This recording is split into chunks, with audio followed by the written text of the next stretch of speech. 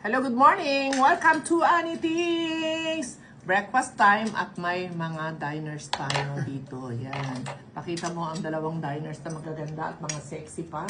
Ate Ju. Yan. Hi, good morning. Nakikikain. Correct. Nakikialmusal. Anong meron? Mabilis. 10 minutes preparation. Ito. Yung ating ground beef.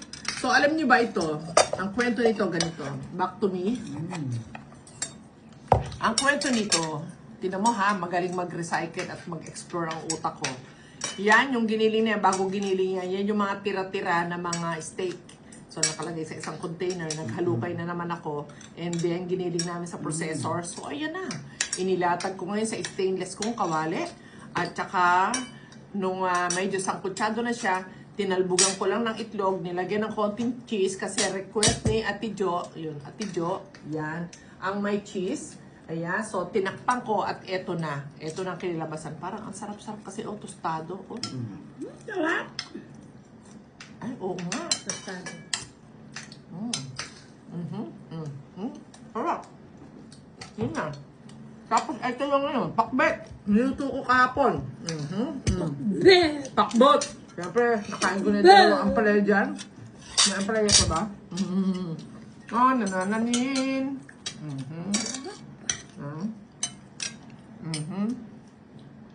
Nakikipag-agawan ako sa ampalaya.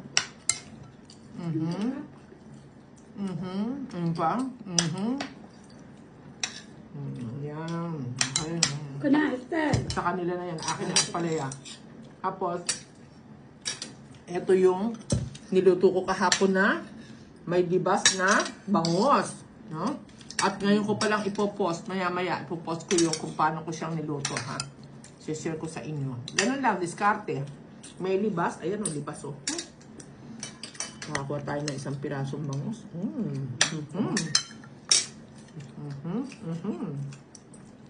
Diba? Ayan. May dessert sila. May dessert sila. Ayan. O yung ubi pandesal ng chips. Ayan. May nakakalkal pa ako sa rep. Tira pa ni Sidekick. O, ayan na. So, ito, ang masarap dito.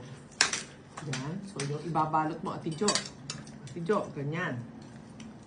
Sarap to. Ibabalot mo rito ganyan yan. Yan. Tiklop. Binilog. Binilot. Yan. Sarap. Sarap na.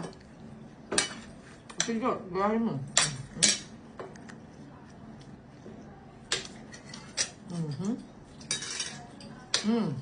Wow.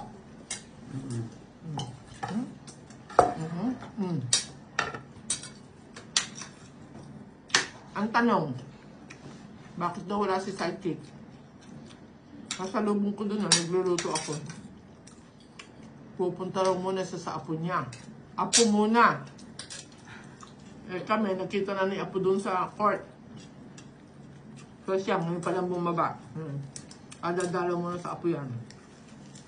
At saka too early para sa kanya. Past 10 a.m. pa lang. Kasi tumama itong dalawa sa akin dito sa bahay. Sabi ko, tara, tuluyan na natin. Mag-breakfast na tayo. Nagluto ako ng pakbet kahapon. Kumusta pakbet? Sarap.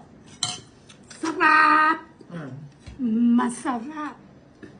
Masarap. Talaga lang. Talaga lang. Melanie, Ito kumusta ang ang sangyup aming ng ano to. Masarap, tita. Ano Gagayahin ko ginawa to. mo? Parang pang sangyup, di ba? Ng Korean. Ito ang local version. Wow. Ano lang. Explore lang tayo ng pagkain. Siyempre nakita nyo, no rice ha. No rice! 4 na taon na, walang kanin. Di ba? Totoo pala yun.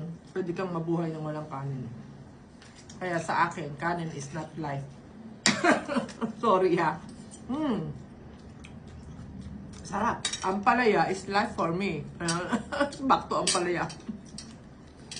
Ganun lang, from the rep, lahat from the ref. Okay? Talagang kailangan may isak lang tayo. Babay na. Babay na kayo. Babay na kayo.